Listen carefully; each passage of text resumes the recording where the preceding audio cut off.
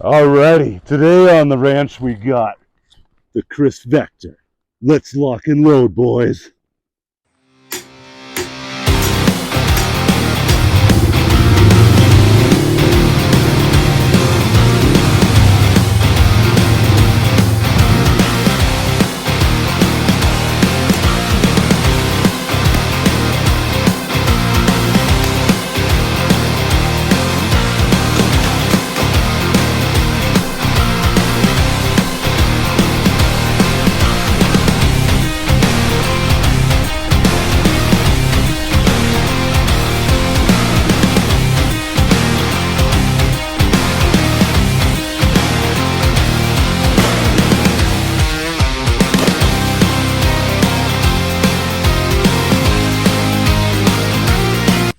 All right.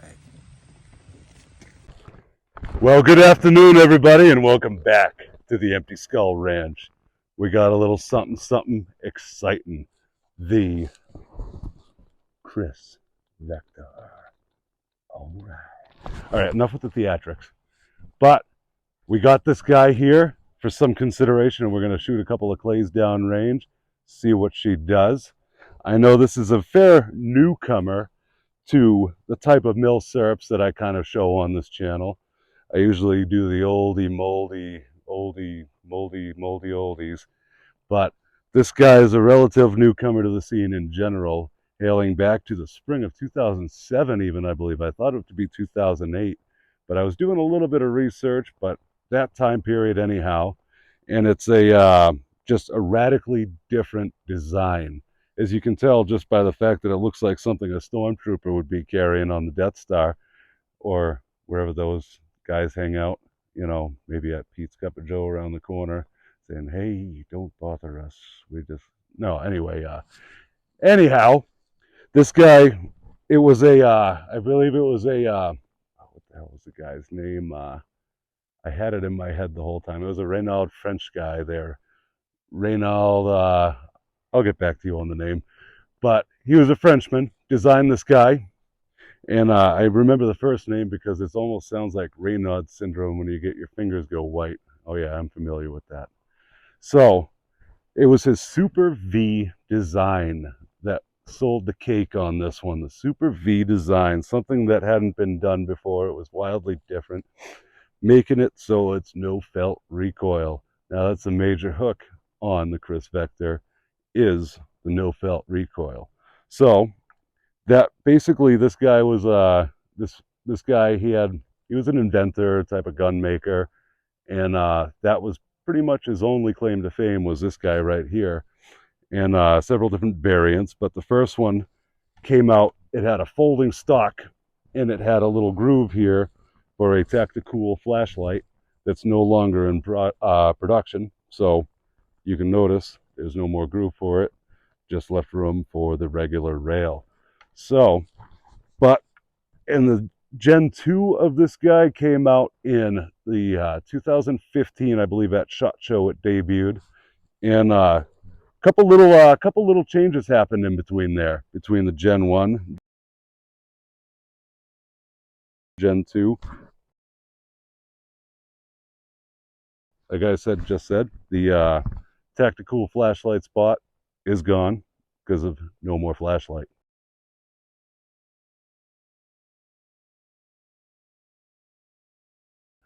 And this tubular mag here was added. So, I mean, mag,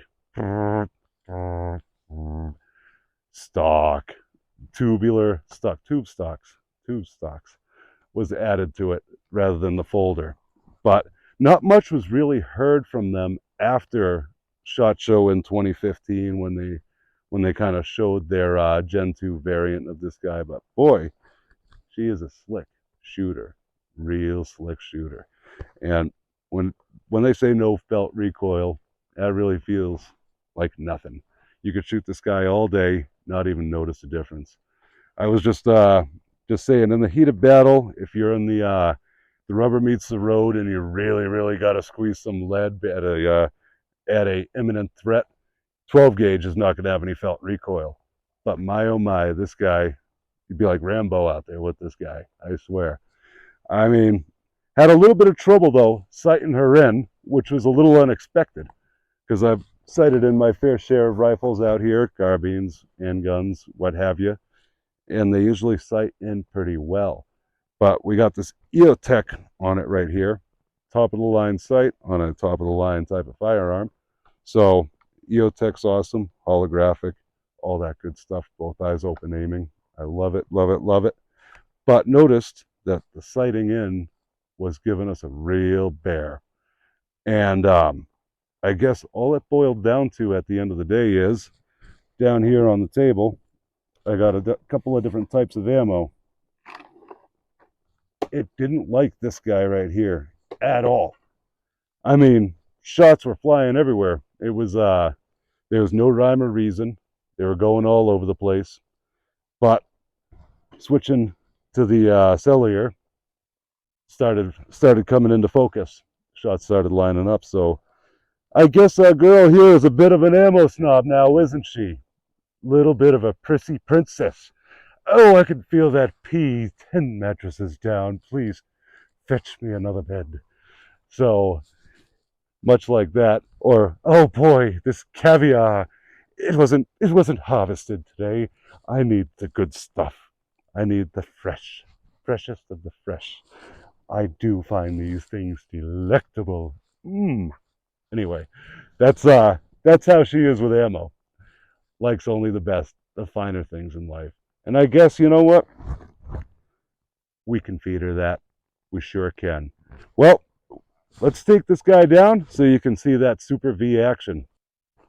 All right, well, we are going to take it down at least a little bit so you guys can see that Super V design. And it was a Renaud Kerbrot that designed this guy. And like I had stated earlier, that was his one claim to fame. Of course, the M&P variants, because there was only two generations of this guy. And obviously with those little differences that I had already stated, but the M&P version of it was three types of fire. It was single shot, 2-round burst, and then a full auto mode. So kind of a well-rounded type of grouping. And even the name of it was derived from an Indonesian dagger, the Kriss. It was spelt Kriss, but Kriss could be the way it was explained. But it's a type of a wavy dagger that was some sort of Damascus made of nickel and iron. So when you'd form this type of blade, a lot of times it would have a wavy type of fire type of look to it. But it was similar in length to this gun actually. But the Kriss was where this got its name. What more fitting than a strange Indonesian dagger that's using some strange martial art? You know, everybody was Kriss fighting. No, it doesn't have the same ring to it. But nonetheless is used in a form of martial arts. Deadly weapon, wielded in the right hands, much like this guy. So let's take a look at the takedown on her. We're going to use this highly tuned instrument to pop these pins out. It's a gunsmithing whoosy-what's. It's Jiminy Whibbit that was out on the table that's been here. So these pins pop out much like an AR. They come out from back here. If I can get it mobile. This guy right here. Let's see if we can get it going. Bada bing, bada bonk. All right, let's try that again. All right, we are unsafe. And if you guide it out a little bit. Oh, it's held captive that way. I got you. All right, we're going to use this highly sophisticated gunsmithing pin. Oh yeah, look at that. Only top dollar will buy that thing. Actually, it was just out here somewhere. So these pins right here, they're kind of funny because they have play in either direction, but they pop out this way. I had a little bit of issue with that earlier where I couldn't find out the way that they popped. So start that guy. Actually, you know what? Fingers do a really good job at starting them out anyhow. Like that. Help guide it a little bit so that my really dexterous hands can get in there and start pulling these pins out. Thick with mosquitoes today. My goodness. I'll be. They are everywhere. I have that mosquito go away machine that I could have had out here the whole time, but chose not to. And so we got those out. And as you notice, the upper comes off of it, which contains the fire control group, the trigger housing, the safety, all that. The top rail basically with the rear sight comes out. So if you are shooting multi-calibers of this, it's basically the entire gun you're changing out. And they are available in 9mm, I believe 45, and they are available in 10mm, which this guy is. This guy's in 10 mil. So the 45 uses, they all use Glock mags. The only one that uses a proprietary magazine for the Kriss line is the 22 version, which uses their own mag. But everyone else uses the corresponding Glock magazine that would accommodate the mag well depth. So what I wanted to show you on the dagger gun here was the travel of that bolt there. Normally on an AR or something else, you would find it going straight back into a buffer tube, but this guy takes a little path backwards and then she dips down at the very end. So there she sits ready to chamber another round. But otherwise, very simple type of charging system right here. Brings the bolt back with that kind of that operating rod there. It's a cool type of design. Just your mainspring sits way down low back there. So everything about this gun was designed for low recoil. You know, surprised actually that it didn't take off in a bigger fashion. I mean, with a name that's derived from an Indonesian dagger, I would think that that would mean business. I'd be all about that. If I was a guy in the ministry of buying weapons, I would say, hey, you know what? I like that. Let's go with the Indonesian daggers. Then my world, they'd all mess up and then they'd order crates and crates of Indonesian daggers. And I'd say, well, that wasn't at all what I had in mind, but yep. All right, anyway, let's put this guy back together and let's go shoot some clays. I don't mean people named Clay. That's terrible. That's terrible.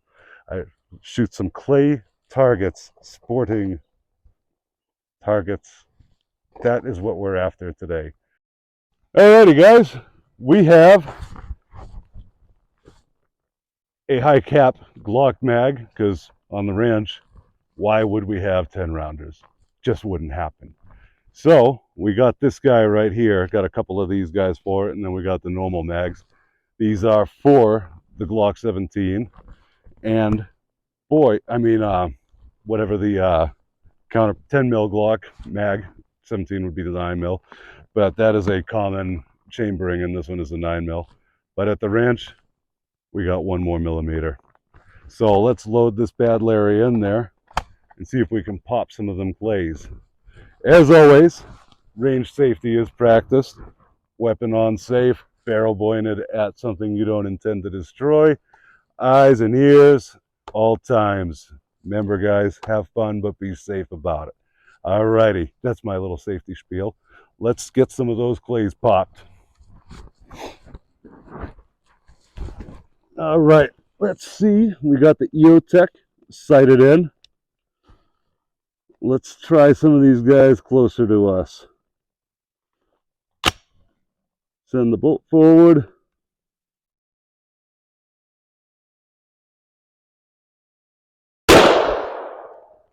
Uh-huh.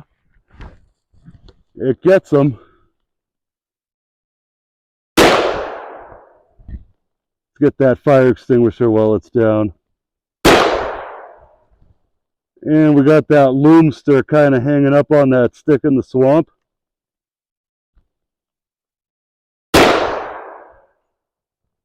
And some of those guys that are kind of hanging down in it. See if I can get that closer one that's just above the tire.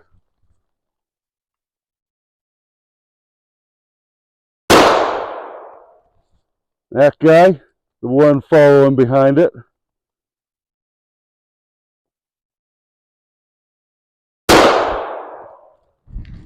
And through the frame at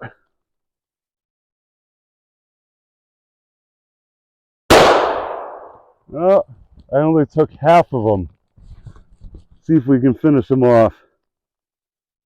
There we go. Let's try the guy on the ground by that fallen down tire over there. Always make sure to put your weapon on safe when you take your eyes off the target.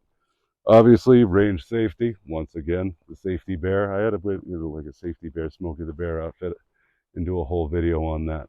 But let's continue on our passage. All right. Let's get that guy at a distance over there. See if we can reach out and touch it.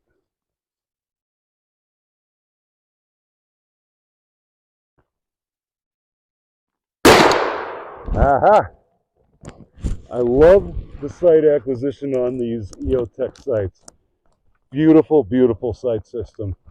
As always, when you purchase a high quality firearm, you have to take glass into consideration. You have to. A piece of glass is integral to the weapon's success. So, seeing as this guy's a nice CQB type of carbine, Eotech is perfect for that. I've always aimed with both eyes open. I don't know if it's a weird thing, but even with iron sights, ever since I was a kid, I've always aimed with both eyes open. So naturally, the Eotech is right up my alley. It allows me to continue shooting the way I always have, and just the sight picture acquisition, you have all your senses all around you. Eotech is a wonderful, wonderful, wonderful system. I intend to put a few on some of my rifles in the collection, and we'll be showing you guys in the future coming up on videos. But love this weapon. Got these backup sights right here, the iron sights that comes with it. So just in case your battery or whatever your power source on whatever site you're using is compromised, you at least have backup irons to go with it. It's always good to have a backup option. As showcased on my polymer rifle there, even though that was just a little cheapy build, I wanted to include those 45s just in case your primary sight system runs out. Always want to have something that you can flawlessly transition to or flip up to. But love this gun, absolutely love shooting it. Got a couple more in there. Let's see what we got. There's a soda pop bottle on that frame. Let's see if we can see that one.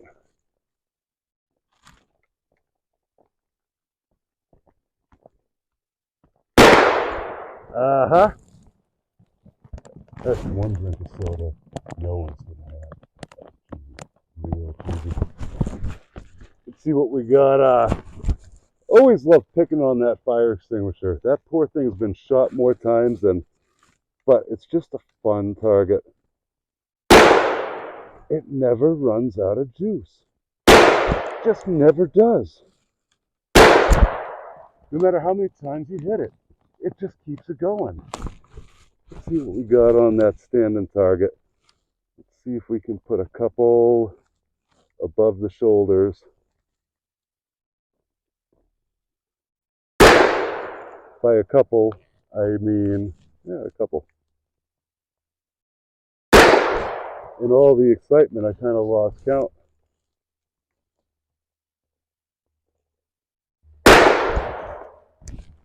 Definitely love this guy. We are empty. I definitely love this guy. I can't say enough good things about it. I can tell you one thing though, when we were sighting this guy in and having all that issue doing it, I had my doubts. I was wondering, well, what could it be? I've just never had an issue. So if anybody out there has one of these guys, has just purchased it, just brought it home, excited to shoot it, and you're having the same problem where you're shooting extremely low or extremely off with no rhyme or reason, fret not. Changing the ammo really went a long way in this guy. And as you can see, hits the mark every time. So once you get it dialed in, she goes where you want it to. All right, guys, join me next time coming up for further videos on the Empty Skull Ranch, where we're going to delve into probably the Springfield M1A, maybe a couple of the moldy oldies, see if I can continue my finished Mosin Nagant collection, and I'll show you guys what I can come up with that, or just overall, hey, that's cool. Let's give that a shot type of rifles. But anyway, guys, thank you for coming by. See you next time on the Empty Skull Ranch. Oh yeah.